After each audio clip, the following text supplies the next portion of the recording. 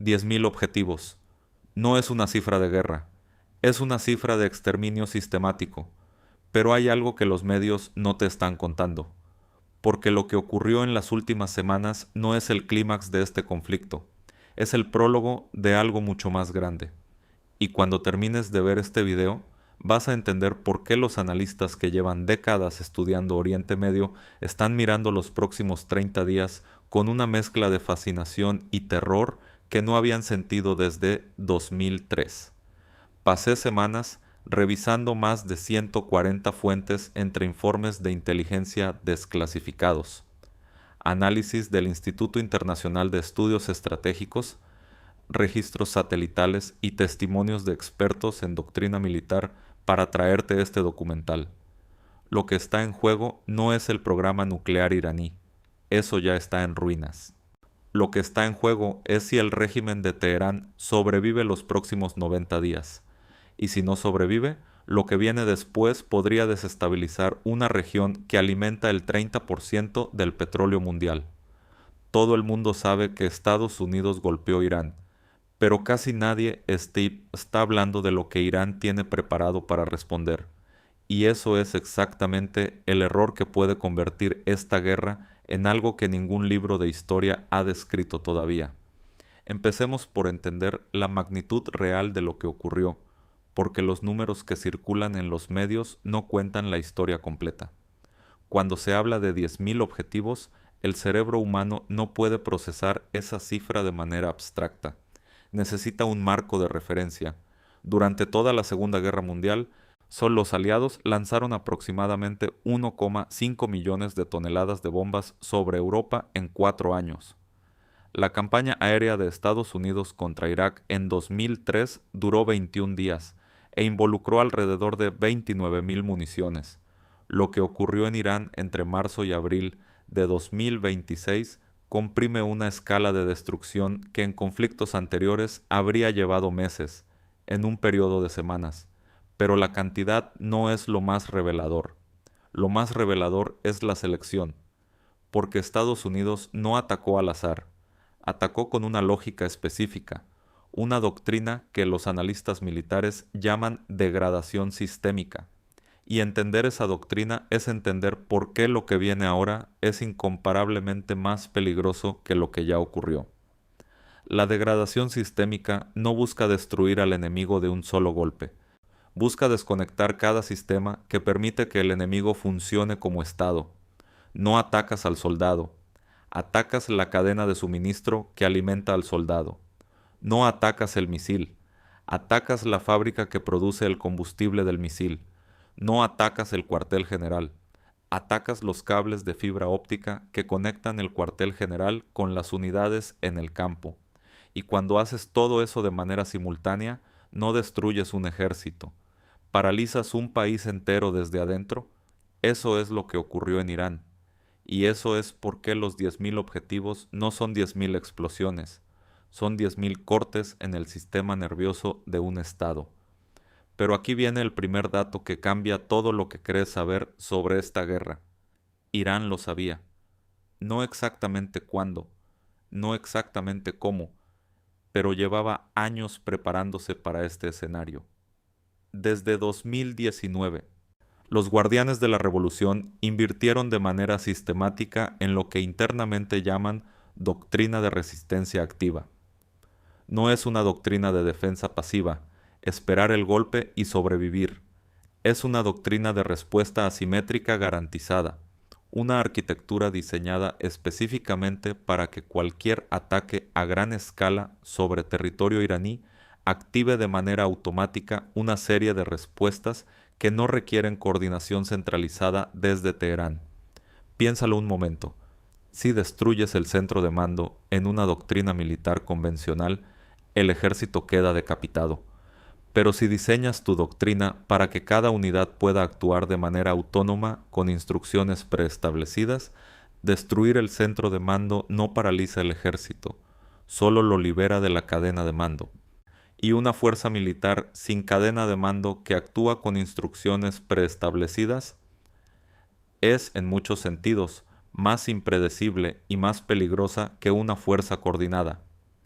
Eso es exactamente lo que Estados Unidos tiene ahora frente a sí.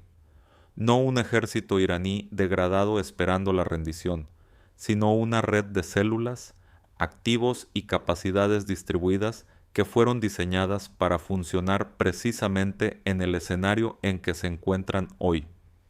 Y ahora necesito que entiendas algo sobre el mapa geográfico de esta situación, porque sin ese contexto, lo que viene después no tiene la dimensión correcta. Irán no es un país pequeño con un ejército convencional y fronteras claras. Irán es el centro de una red que se extiende desde el Mediterráneo hasta el Golfo de Adén, desde el Líbano hasta Yemen, desde Siria hasta Irak, desde Gaza hasta Bahrein.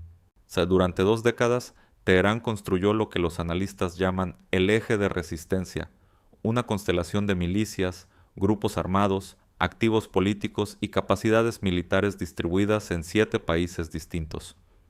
Algunos están integrados en los ejércitos nacionales, otros operan en paralelo a los estados, otros son prácticamente estados dentro de estados.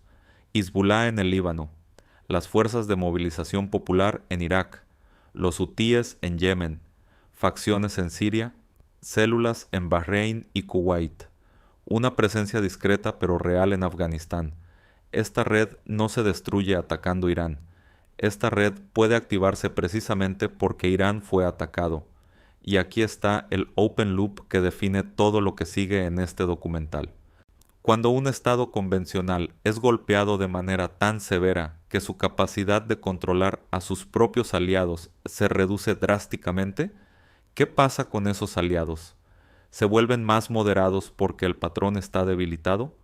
¿O se vuelven más impredecibles porque la cadena que los controlaba acaba de romperse? La respuesta histórica es clara, y es la segunda. Volvamos a la escala real de los daños para entender desde dónde parte Irán ahora, porque existe una diferencia enorme entre lo que los comunicados oficiales estadounidenses afirman haber destruido y lo que los análisis independientes de imágenes satelitales y fuentes de inteligencia secundarias sugieren que realmente ocurrió. Las instalaciones nucleares recibieron los golpes más publicitados. Natanz fue atacada en múltiples oleadas.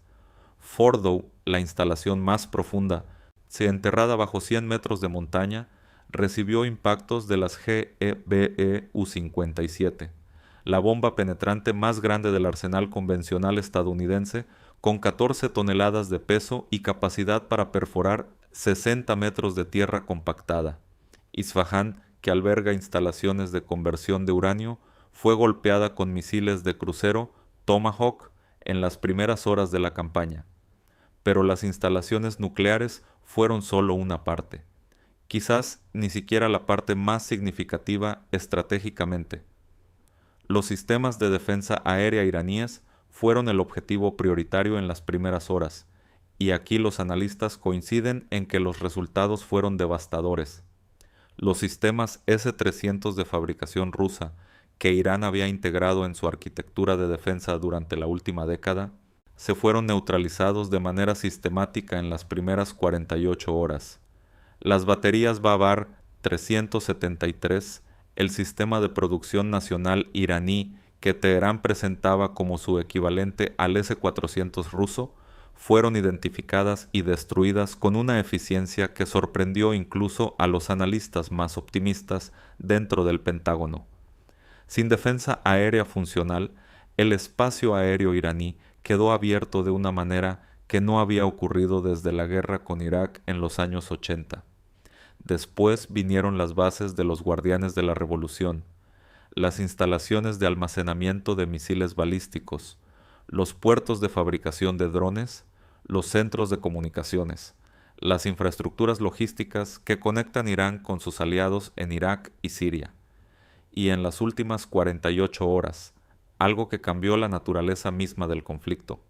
Trump emitió un ultimátum público de 48 horas exigiendo la apertura completa del estrecho de Hormuz, y añadió que si el estrecho no se abría, la siguiente fase de ataques se dirigiría a la infraestructura energética y eléctrica de Irán. Los guardianes de la revolución respondieron en menos de 2 horas, Si atacan nuestra infraestructura energética, atacaremos la infraestructura que proporciona agua, energía y electricidad a todas las bases estadounidenses en el Golfo. Estamos hablando de bases en Qatar, en Bahrein, en los Emiratos Árabes Unidos, en Kuwait, instalaciones que albergan decenas de miles de militares estadounidenses, infraestructuras que son, técnicamente, territorio bajo protección del artículo 5 de los Tratados de Defensa Mutua con los países anfitriones. Esto ya no es una guerra entre Estados Unidos e Irán. Esto es una guerra que puede convertirse, en cuestión de horas, en un conflicto regional total. Pero hay algo que casi nadie está analizando en este contexto, y es probablemente la variable más importante de todas. ¿Qué hace Rusia? La pregunta parece secundaria, no lo es, y para entender por qué, necesitas conocer un dato que los medios occidentales han tratado con una discreción llamativa. En noviembre de 2025, Rosatom, la empresa estatal nuclear rusa, operaba la planta de Bushehr con 3.000 especialistas, de los cuales 700 eran ciudadanos rusos, los más cualificados, los que conocen los sistemas desde adentro. El 3 de marzo, cuando comenzaron los primeros ataques, Rusia evacuó a 150 de ellos, pero 639 permanecían dentro de la instalación, y 639 ciudadanos rusos en una instalación nuclear en territorio iraní bajo ataque estadounidense.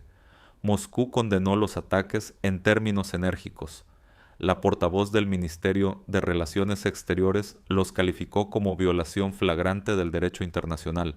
Putin envió un mensaje a Teherán subrayando que Rusia es un socio leal y confiable, pero no transfirió sistemas de defensa aérea, no envió apoyo militar, no activó ningún mecanismo de respuesta concreta. ¿Por qué esta contradicción entre la retórica y la acción? La respuesta está en una paradoja geopolítica que Moscú lleva años navegando con precisión calculada. Rusia se opone a los bombardeos sobre Irán, pero Rusia también se opone a un Irán nuclear, porque un Irán con bomba atómica no es solo una amenaza para Israel o para Estados Unidos, es una amenaza para la influencia regional rusa en el Cáucaso, en Asia Central, en los estados del Caspio. Un Irán nuclear cambia el equilibrio de poder en una región donde Rusia tiene intereses vitales que no quiere ver comprometidos por un aliado demasiado poderoso. Por lo tanto, Moscú mantiene la retórica dura y la acción blanda. Condena sin actuar. Advierte sin comprometerse. Y mientras tanto observa cómo su principal cliente de armamento en la región queda militarmente devastado, con la secreta satisfacción de que al menos el programa nuclear que tanto le incomodaba también ha sido golpeado. Pero esta ecuación tiene un límite, y ese límite se llama ciudadanos rusos en instalaciones bajo ataque. Si en alguno de los próximos ataques hay bajas rusas en territorio iraní, el cálculo de Moscú cambia de manera radical. Sí, no porque Putin quiera una guerra con Estados Unidos, sino porque la narrativa interna rusa, en un contexto de conflicto ya activo en Ucrania, no puede absorber políticamente la imagen de ciudadanos rusos muertos por bombas estadounidenses sin ninguna respuesta. Y esta es la variable que los analistas del Pentágono están monitorizando con más atención que cualquier otra en este momento. Volvamos ahora a la pregunta que abrimos antes y que todavía no hemos cerrado del todo. ¿Qué pasa con el eje de resistencia cuando el patrón que lo controla queda debilitado? Yemen es el caso más inmediato y más urgente. Los hutíes llevan más de un año demostrando una capacidad de perturbación del tráfico marítimo en el Mar Rojo que excedió todas las proyecciones iniciales. Lanzaron más de 400 ataques contra buques comerciales y militares entre finales de 2023 y mediados de 2025. Obligaron a las principales navieras del mundo a desviar sus rutas por el Cabo de Buena Esperanza, añadiendo entre 10 y 14 días a los tiempos de tránsito entre Asia y Europa, con un coste adicional estimado en $3.200 millones mensuales para el comercio global.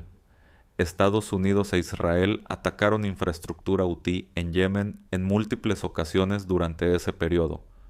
Los hutíes siguieron atacando, no porque Irán les ordenara seguir, sino porque la doctrina de resistencia activa que aprendieron de los guardianes de la revolución les da la autonomía y la instrucción preestablecida para hacerlo independientemente de lo que ocurra en Teherán. Ahora imagina ese mismo patrón multiplicado por 7 frentes distintos de manera simultánea. Los análisis de inteligencia filtrados que han llegado a medios como Reuters y The Times en las últimas semanas sugieren que hay una preocupación específica dentro del Comando Central de Estados Unidos sobre la posibilidad de ataques coordinados contra bases militares estadounidenses en Irak. Las fuerzas de movilización popular, integradas formalmente en las Fuerzas Armadas iraquíes, pero con una lealtad real hacia Teherán que el gobierno de Bagdad nunca ha podido resolver, tienen capacidades de misiles y drones que en 2020 ya demostraron poder golpear bases con una precisión suficiente para causar bajas. En enero de 2024, un ataque con drones en la base Torre 22 en Jordania mató a 3 soldados estadounidenses e hirió a 40. Pero aquí está el dato que cambia la dimensión del riesgo. En 2024, el ataque que mató a 3 americanos fue considerado una escalada sin precedentes.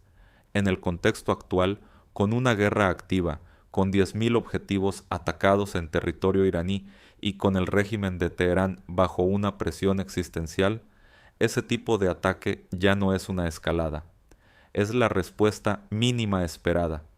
Y el problema es que la respuesta mínima esperada en este contexto puede ser suficiente para desencadenar una espiral de represalias que ninguna de las dos partes controla.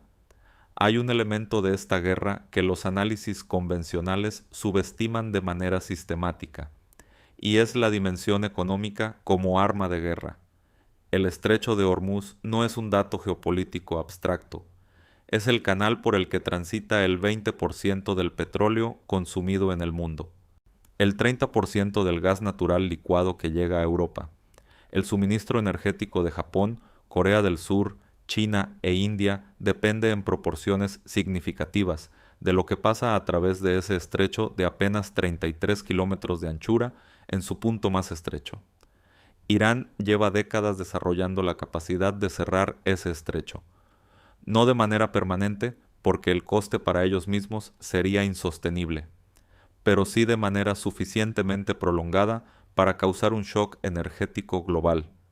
Tiene minas navales, tiene misiles antibuque con un alcance que cubre todo el Golfo, tiene lanchas rápidas de los guardianes de la revolución entrenadas para la guerra de enjambre, atacar con docenas de embarcaciones simultáneamente para saturar los sistemas de defensa de los buques de guerra.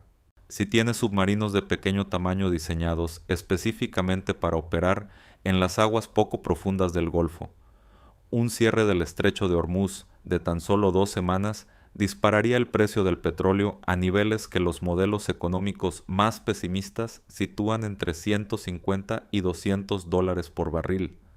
Eso no es una proyección académica, es una proyección basada en lo que ocurrió en 2008, cuando el crudo alcanzó $147 sin ningún conflicto activo en el estrecho, puramente por presión especulativa sobre los mercados.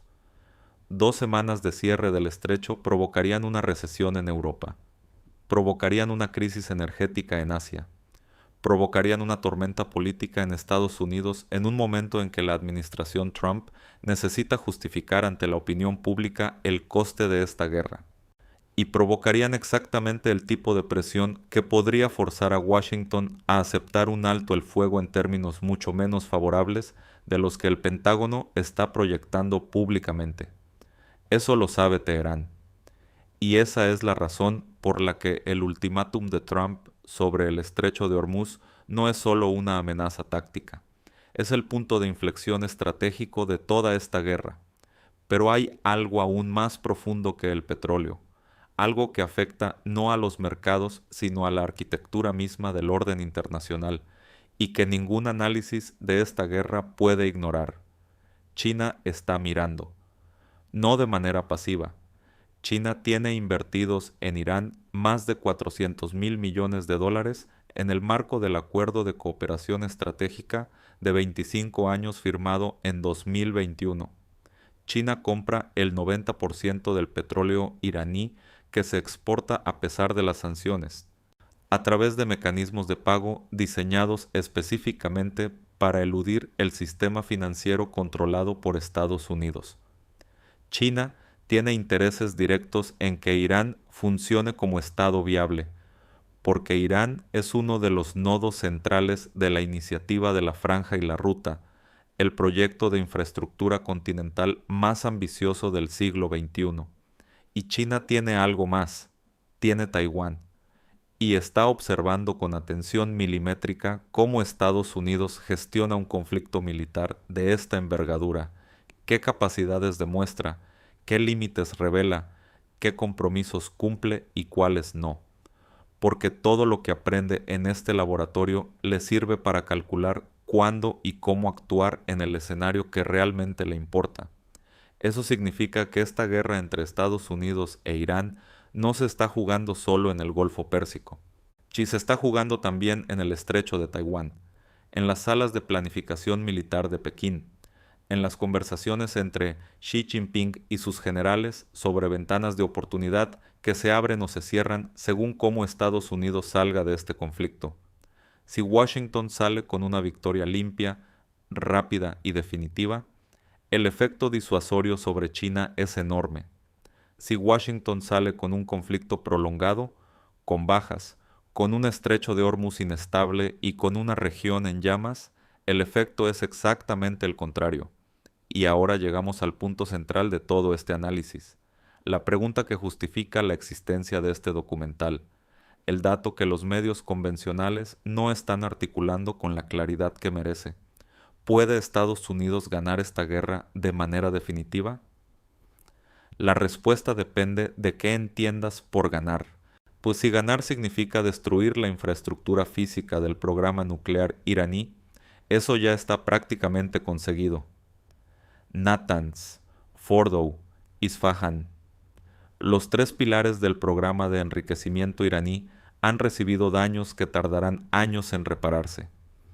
Las centrifugadoras destruidas, los ejes de ventilación sellados, las rampas de acceso colapsadas, los sistemas de refrigeración inoperantes, el uranio enriquecido al 60% que quedó atrapado bajo decenas de metros de hormigón y tierra compactada no puede ser accedido, al menos no a corto plazo, sin una operación de ingeniería que bajo condiciones de guerra y con la amenaza de un sexto ataque es prácticamente imposible. Pero si ganar significa eliminar la capacidad de Irán de reconstituir ese programa en el futuro, la respuesta es diferente. Y es la respuesta que los planificadores del Pentágono conocen perfectamente aunque no la digan en público. El programa nuclear iraní no es un edificio, no es una centrifugadora, no es una sala enterrada bajo 50 metros de hormigón reforzado. El programa nuclear iraní son las ecuaciones físicas que gobiernan la separación de isótopos de uranio. Es el conocimiento metalúrgico necesario para producir rotores de acero Maragin. Es la ingeniería de precisión que permite conectar miles de centrifugadoras en una arquitectura de cascada. Ese conocimiento no está en Natanz, está en las mentes de los científicos iraníes, en los servidores de decenas de universidades, en los centros de investigación distribuidos por todo el país que ninguna lista de 10.000 objetivos puede abarcar completamente. Irán tiene más de 4.000 ingenieros y científicos nucleares activos. Tiene un programa universitario de física nuclear que produce cientos de nuevos graduados cada año desde hace 2 décadas. Tiene la capacidad industrial para fabricar nuevas centrifugadoras en periodos de meses una vez que las condiciones lo permitan. Y tiene algo más valioso que todo eso. Tiene el incentivo. Porque ahora, después de haber visto lo que ocurre cuando no tienes una bomba, el incentivo para conseguirla es mayor que en cualquier otro momento de la historia del régimen. Esta es la paradoja que define toda la lógica de esta guerra.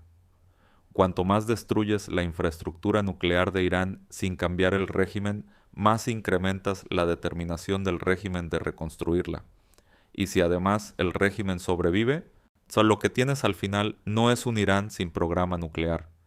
Tienes un Irán con un programa nuclear subterráneo, clandestino y disperso, diseñado específicamente para ser invisible a los satélites y resistente a los próximos bombardeos. La historia ya nos dio este ejemplo una vez. Se llama Corea del Norte. En 1994, Clinton estuvo a horas de ordenar un ataque preventivo sobre las instalaciones nucleares norcoreanas. No lo hizo. Negoció el Agreed Framework. Corea del Norte aceptó, ralentizó su programa de manera visible y continuó desarrollándolo de manera invisible. Hoy tiene entre 40 y 50 cabezas nucleares operativas y vectores de entrega capaces de alcanzar territorio continental de Estados Unidos. El ataque que Clinton no dio no habría resuelto el problema, solo lo habría acelerado. Irán conoce perfectamente esta historia. Sí, pero aquí está el último y más perturbador elemento de este análisis, el dato que completa el cuadro y que en los próximos días va a dominar todas las conversaciones en las capitales del mundo. Los 90 días que siguen a esta campaña son el periodo de mayor riesgo que el mundo ha enfrentado desde la crisis de los misiles de Cuba en 1962. No porque vaya a haber un intercambio nuclear, sino porque es el periodo en el que todas las variables que hemos analizado van a converger de manera simultánea. El régimen iraní buscando una respuesta que demuestre que sigue siendo capaz de actuar. El eje de resistencia actuando con autonomía y sin la coordinación que hasta ahora los hacía predecibles. La posibilidad de bajas rusas que cambian el cálculo de Moscú. El estrecho de Hormuz como palanca de presión económica con consecuencias globales. Si China aprendiendo cada lección de este conflicto para aplicarla en su propio teatro estratégico. Y en el centro de todo esto, una pregunta que nadie en Washington, en Teherán, en Moscú ni en Pekín puede responder con certeza. ¿Cuándo y cómo termina esto? Porque las guerras que comienzan con 10.000 objetivos no terminan con un tratado de paz. Terminan con un nuevo equilibrio que nadie planeó, con consecuencias que nadie anticipó, con un mapa que no se parece al que existía antes del primer bombazo. Y el nuevo mapa de Oriente Medio que está emergiendo de esta guerra no tiene todavía sus fronteras definitivas. Esas fronteras se van a dibujar en los próximos 90 días, con cada decisión que tome Washington, con cada respuesta que active el eje de resistencia, con cada movimiento que haga Moscú o Pekín, con cada barril de petróleo que pase o no pase por el estrecho de Hormuz. Esto no terminó cuando los B-2 Spirit regresaron a la base Whiteman después de sus 18 horas de vuelo. Esto acaba de empezar, y la siguiente fase es la que nadie tiene cartografiada. Lo que ocurra en los próximos días en el estrecho de Hormuz va a decirte más sobre el desenlace de esta guerra que todo lo que ocurrió en las últimas semanas. Y si quieres entender por qué el estrecho es realmente el punto de quiebre de todo este conflicto, el video que tienes ahora mismo en pantalla te da el análisis completo que ningún canal de noticias convencional va a darte.